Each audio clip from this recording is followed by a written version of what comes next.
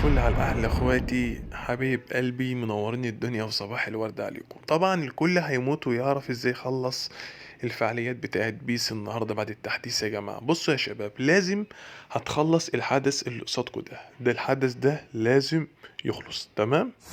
بعد كده يا شباب هتكسب 5 ماتشات في الحدث ده، حدث ضربات الجزاء، تكسب فيه 5 ماتشات، يبقى انت كده خلصت الحدث ده. بعد كده يا شباب هتكسب 6 مباريات في حدث اي، تكسب 6 ماتشات في الحدث ده، هيبقى انت كده خلصت جميع الفعاليات يا باشا، ومبروك عليك العقود المجانية. وبالنسبة يا جماعة للعقد بتاع اللي انت عشان تجيب لعيب ايبك مجاني، العقد ده هينزل الخميس الجاي مش الخميس ده، للأسف كونامي لازم تخزوقنا، فالعقد هينزل الخميس الجاي مش الخميس ده.